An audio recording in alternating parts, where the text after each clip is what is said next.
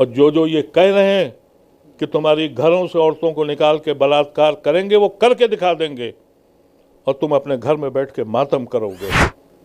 मैं पूछना चाहता हूं अपनी मुसलमान कौम के लीडरों से, बेशर्म हो तुम? 3 खुतबे बाकी हैं जुमे के। उलमाए कराम और जो इमाम हैं वो ऐलान करें पूरे हिंदुस्तान में कि हम ईद की नमाज पढ़ेंगे और काले पैच बांधेंगे कि हिंदुस्तान का मुसलमान म्यांमार के मुसलमान होने के करीब पहुंच चुके हैं।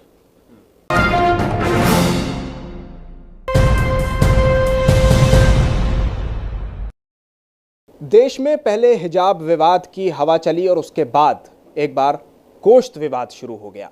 और अब जब नवरात्रे चल रहे थे और रामनवमी का दिन आया तो तकरीबन 16 से 18 ऐसे राज्य थे कि जिनसे ऐसे मामले सामने आए हैं जो आपको चौंका सकते हैं, आपको हैरानी में डाल सकते हैं। कहीं मस्जिदों की मीनारों पर भगवा रंग के झंडे लहराए गए तो कहीं मज़ारों में आग लगा दी गई तो कहीं यूनिवर्सिटी में छात्रों के साथ पिटाई की गई। इस पूरे मामले पर बातचीत करने के लिए हमारे साथ पूर्व सांसद मोहम्मद अदीब साहब इस वक्त मौजूद हैं।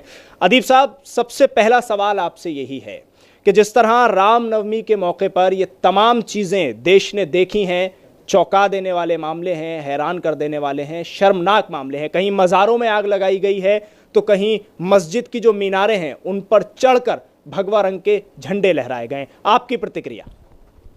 देखिए, ऐसा लगता है कि अब जो हिंदू त्यौहार हैं वो उसका मतलब यह है कि दंगा और फसाद ये हिंदू मज़हब से हट चुके हैं। ये जो दंगाई हैं, मैं बहुत दिनों से ये बात कह रहा हूँ कि इस मुल्क में ये सब कुछ हो रहा है, इसमें सरकार की ईमा पे हो रहा है, पॉलिटिकल पार्टीज़ की बेहिसी से हो रहा है और अदालतों का जो रवैया है कि न सुनाई पड़ रहा है न दिखाई पड़ रहा है। ऐसी शक्ल में ये मुल्क बहुत दिन चलने वाला नहीं है। और मैं तो बहुत दिनों से ये बात अपनी कौम से कह रहा था कि इलेक्शन के जाल में मत फंसो। आपने देखा कि यूपी का इलेक्शन हुआ, 86% मुसलमानों ने अखिलेश यादव को वोट दिया और उसी सूबे में सीतापुर में एक गुंडा गेरुए कपड़े पहन के कह रहा है कि औरतों का बलात्कार करूंगा। सरेआम मस्जिद के सामने अखिलेश यादव बोले। मैं पूछना चाहता हूं अपनी मुसलमान कौम के लीडरों से, बेशर्म हो तुम? तुम्हारा लीडर बोल नहीं रहा है आज तक, और कोई ऐसा एमएलए जिसके ऊपर आपने बगलें बजाई कि हमने 26 एमएलए जीत लिए और 30 एमएलए जीत लिए। बेशर्म कौम है ये मुसलमानों की। अखिलेश यादव का एक जुमला नहीं आया। मैं कहता रहा उस वक्त भी लोगों से कि अखिलेश तुम्हें धुटकार रहा है, ये पॉलिटिकल पार्टीज तुम्हें इस्तेमाल कर रही हैं। सिर्फ और सिर्फ इलेक्शन ही जिंदगी समझ लिया इन्होंने। कोई पॉलिटिकल पार्टी आपसे बोलने को तैयार नहीं। ये जो कुछ हंगामे आप बता रहे हैं ये हर जगह हो रहे हैं। कोई पॉलिटिकल पार्टी आपसे बोल रही है, वो खड़ी हो रही है आपके साथ? वो नहीं खड़ी हो रही है, इसलिए कि उनको इलेक्शन लड़ना है, आपको बेवकूफ़ बनाना है। सालों साल से कह रहा हूं कि खुदा के वास्ते इलेक्शन के बाहर भी कोई दुनिया है। हमने जब कहा कि कौन लो बाइकाट छोड़ दो इनको लड़ने दो आपस में, मुसलमानों ने कहा कि नहीं, हम तो एक होट के हराएंगे। बेहिस कौम हो गई है मेरी।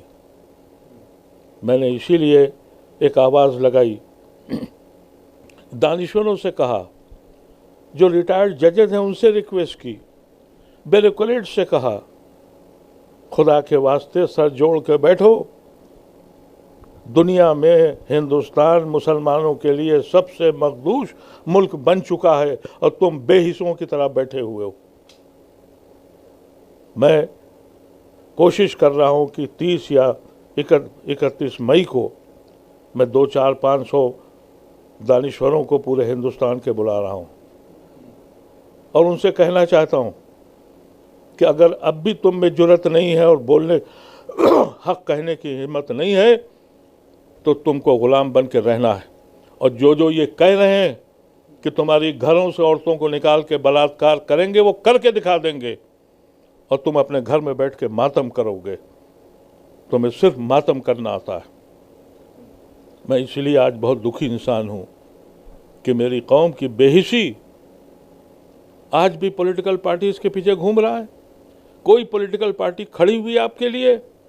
आपकी मस्जिदों के मीनारों पर चढ़ के उन्होंने झंडे गाड़े, आपकी तराबी के ऊपर उन्होंने उठा के अपने क्या कहते हैं 40वां, क्या कहते हैं भगवान, हनुमान 40वां पढ़ा, हनुमान चालीसा। किसी पॉलिटिकल पार्टी ने कहा? इसलिए मैं आपके चैनल के ज़रिए मुसलमानों से कहता हूँ, कुछ तो ज़िंदगी जीने के लिए कुछ तो हिम्मत दिखाओ।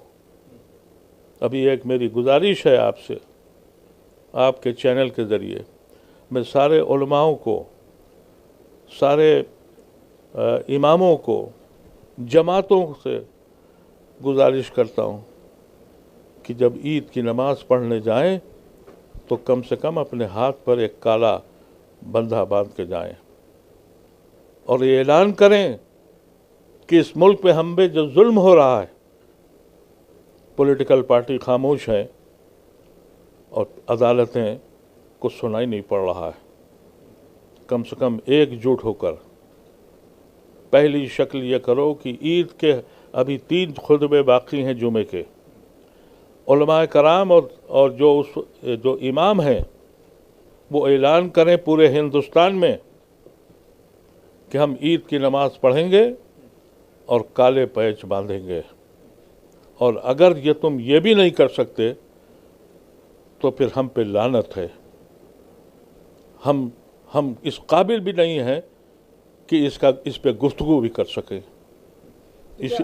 अदीब साहब, क्या आप समझते हैं ऐसा कि जो मस्जिदों से रोल इन हालात में अदा होना चाहिए, जिसकी आप पेशेंगोई कर भी रहे हैं और ये बता रहे हैं, अंदेशा जता रहे हैं कि ऐसा आगे हो सकता है और बुरे हालात पैदा हो जाएं, तो क्या मस्जिदों से जो रोल अदा होने चाहिए इमामों की तरफ से, मुसलमानों की तरफ से, वो अभी हो रहे हैं? क्योंकि 3 जुमे अभी और बाकी हैं। जी देखिए, ऐसा है कि ये एक पुरअमन एहतजाज है और सारे पॉलिटिकल पार्टीज़ को जगाने की बात है।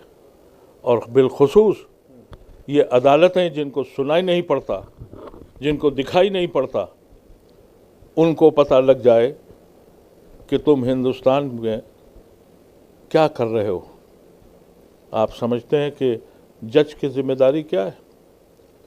जज इस ज़मीन पर अल्लाह का नुमाइंदा है। इंसाफ करना उसकी जिम्मेदारी है। उसको सुनाई नहीं पड़ता।